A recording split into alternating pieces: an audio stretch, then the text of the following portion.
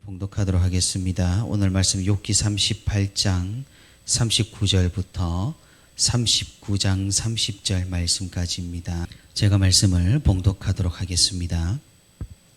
내가 사자를 위하여 먹이를 사냥하겠느냐? 젊은 사자의 식욕을 채우겠느냐? 그것들이 굴에 엎드리며 숲에 앉아 숨어 기다리느니라. 까마귀 새끼가 하나님을 향하여 부르짖으며 먹을 것이 없어서 허우적거릴 때에 그것을 위하여 먹이를 마련하는 이가 누구냐? 산염소가 새끼 치는 때를 내가 아느냐? 암사슴이 새끼 낳는 것을 내가 본 적이 있느냐? 그것이 몇 달 만에 만삭되는지 아느냐? 그 낳을 때를 아느냐? 그것들은 몸을 구부리고 새끼를 낳으니 그 괴로움이 지나가고 그 새끼는 강하여져서 빈들에서 크다가 나간 후에는 다시 돌아오지 아니하느니라. 누가 들나귀를 놓아 자유롭게 하였느냐? 누가 빠른 나귀에 매인 것을 풀었느냐? 내가 들을 그것의 집으로 소금 땅을 그것이 사는 처소로 삼았느니라. 들나귀는 성읍에서 짓거리는 소리를 비웃나니 나귀 치는 사람이 지르는 소리는 그것에게 들리지 아니하며 초장 언덕으로 두루 다니며 여러 가지 푸른 풀을 찾느니라. 들소가 어찌 기꺼이 너를 위하여 일하겠으며 내 외양간에 머물겠느냐? 내가 능히 줄로 매어 들소가 이랑을 갈게 하겠느냐? 그것이 어찌 골짜기에서 너를 따라 썰애를 끌겠느냐? 그것이 힘이 세다고 내가 그것을 의지하겠느냐? 내 수고를 그것에게 맡기겠느냐? 그것이 내 곡식을 집으로 실어오며 내 타작마당에 곡식 모으기를 그것에게 의탁하겠느냐? 타조는 즐거이 날개를 치나 학의 깃털과 날개 같겠느냐?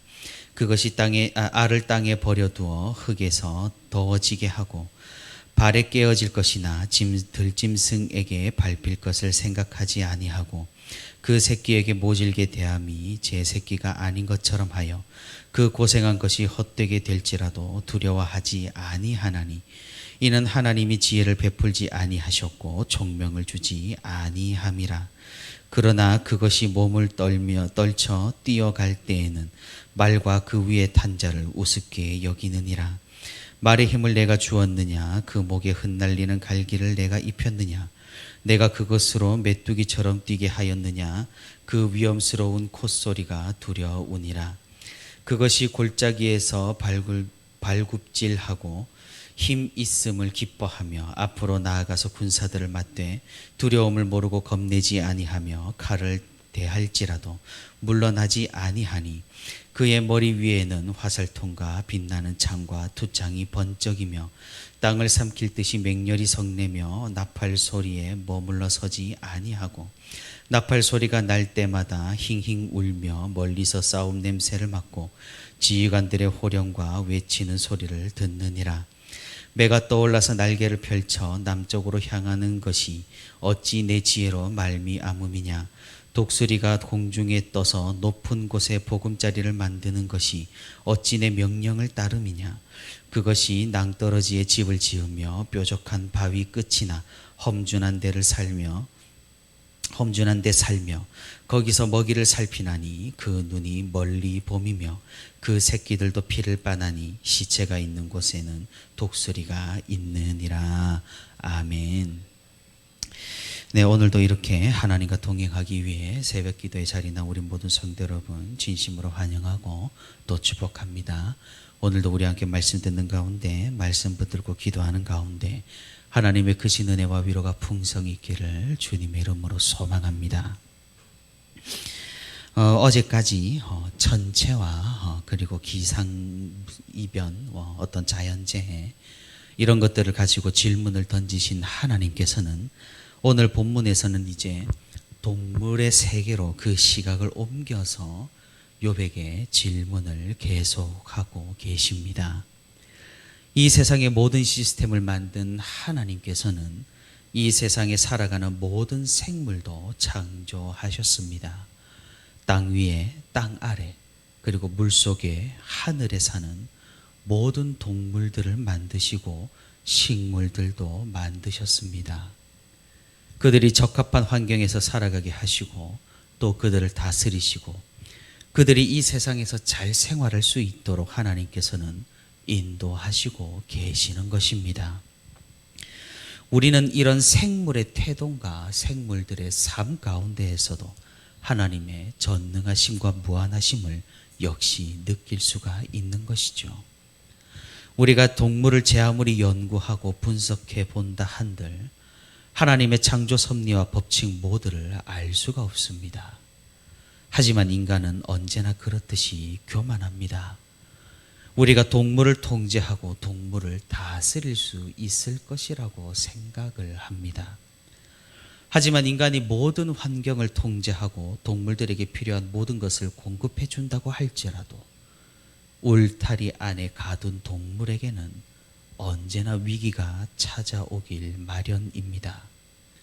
그래서 그런 인본적인 환경이 아니라 하나님께서 만드신 이 자연 가운데에서 동물이 가장 행복한 법이라는 사실을 우리는 간과해서는 안 될 것입니다. 이 말은 무슨 말입니까?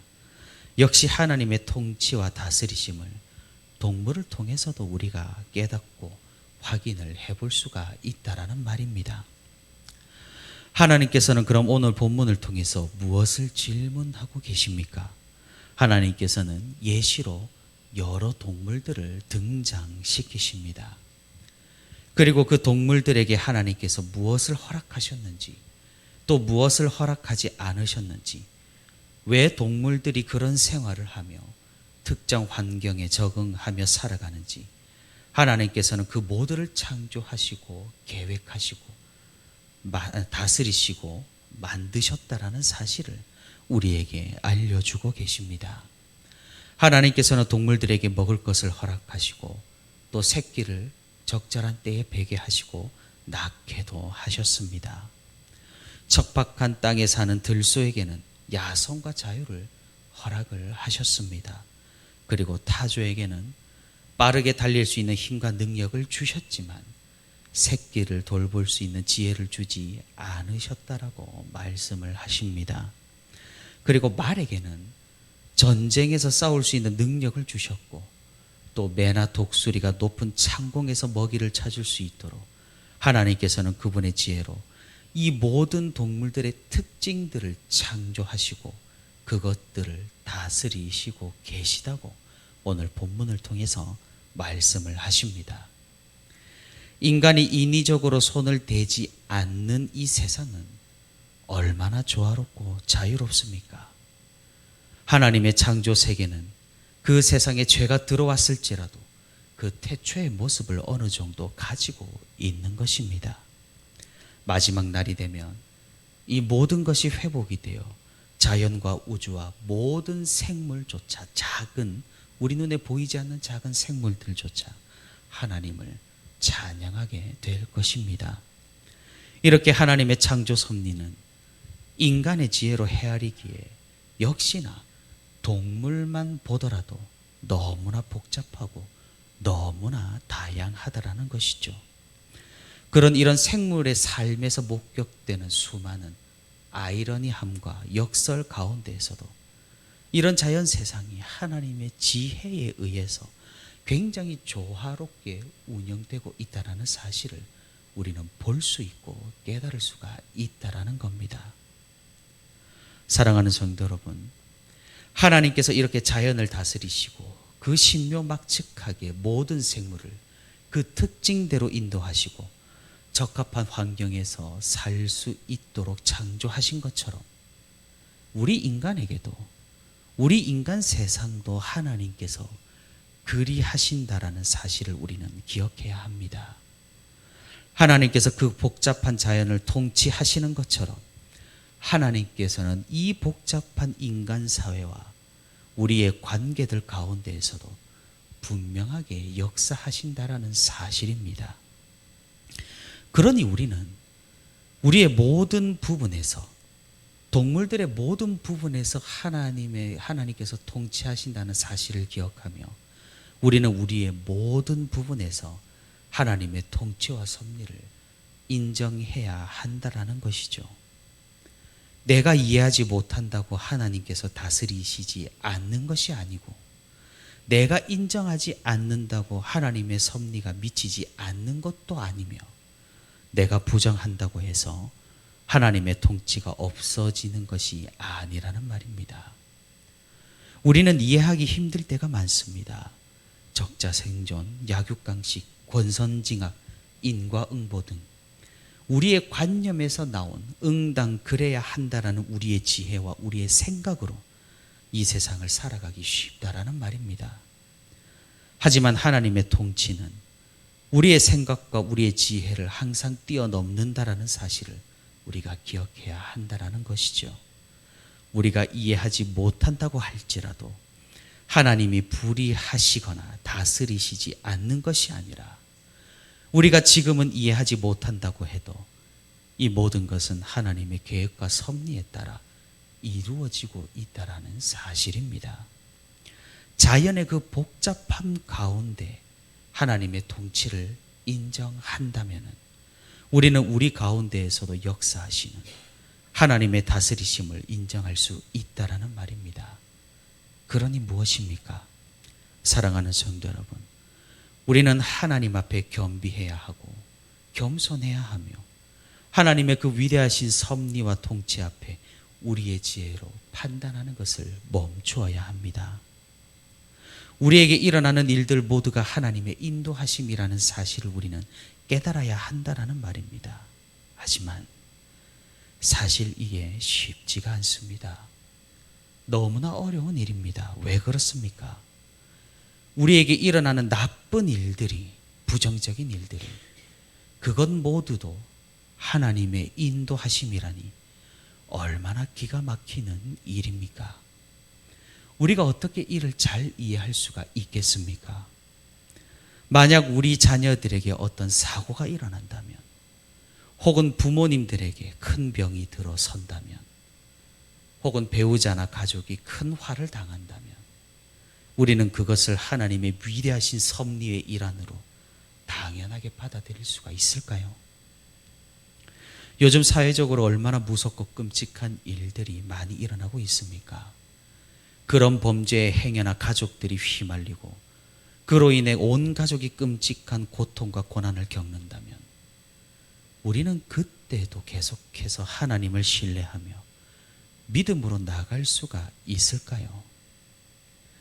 우리는 과연 하나님 앞에서 겸손하게 겸허하게 이 모든 것이 섭리라면서 인정을 할까요? 아니면 욥과 같이 하나님을 원망하고 하나님께 불의하다라고 소송을 제기할 수밖에 없을까요? 아마도 우리가 하나님을 떠나지 않으면 다행일 것이라는 그런 생각을 해보게 되는 것입니다. 사랑하는 성도 여러분, 그래서 욥기서가 이 성경 안에 있다라는 것이죠. 우리는 욥이 남이기에, 다른 사람이기에, 혹은 성경의 위대한 인물이기에 아 그렇구나 그렇다라고 비현실적인 이야기로 들을 수가 있습니다. 하지만 이 이야기가 우리 자신의 이야기가 되어버린다면 그 얼마나 끔찍하겠냐 이 말입니다. 그때에도 우리는 계속해서 하나님을 믿는다고 소리 높여 고백할 수가 있겠느냐 이 말입니다. 우리는 어쩌면 너무나 쉽게 믿음을 이야기하고 신앙을 논하며 하나님을 생각하는 것이 그런 것인지도 모르겠습니다. 오늘 우리가 다시 한번 하나님께서 누구신지를 더욱 깊이 묵상할 수 있기를 바랍니다. 하나님께서는 어떠한 분이시고 무엇을 행하셨고 우리를 어떻게 인도하시는 분이신지를 우리가 다시 한번 깊이 깨달을 수 있기를 바랍니다. 하나님을 떠나버리는 것 어쩌면 쉬운 길입니다. 하나님을 원망하는 것 어쩌면 쉬운 길입니다. 많은 사람들이 그 넓은 길로 갔었고 지금도 가고 있습니다. 우리에게 가장 어려운 길은 어디입니까? 하나님을 믿고 신뢰하고 의지하고 뒤따르는 그 길입니다. 우리 예수님께서도 그 십자가 고통 위에서 인성으로 하나님께 엘리 엘리 사박다니 나의 하나님 나의 하나님 어찌하여 나를 버리셨나이까 라고 말씀하셨다라는 사실을 우리가 기억할 수 있기를 바랍니다. 하지만 우리 예수님께서는 그 역경과 고난 앞에서 그 십자가 위에서 아버지 하나님을 또한 끝까지 믿고 신뢰했다라는 사실을 우리가 기억할 수 있기를 바랍니다. 가장 어려운 그 길을 가신 예수님이 있기에 우리는 그 예수님의 뒤를 따라 비교적 쉽게 그 길을 갈 수가 있다라는 겁니다. 예수님과 함께 하늘나라로 이르는 그 길, 쉽지 않고 어렵고 어쩌면 이해할 수 없고 고난과 역경이 필수적으로 있는 그 길, 우리가 오늘도 용기 있게 그 길을 걸어갈 수 있기를 바랍니다. 오늘도 우리에게 찾아오셔서 우리를 깨닫게 하시고 우리를 인도하시는 하나님을 우리가 묵상하며 우리의 어떤 상황에서도 하나님의 인도하심을 끝까지 믿고 신뢰하는 저와 우리 부천시민교회 모든 성도가 되기를 주님의 이름으로 소망합니다.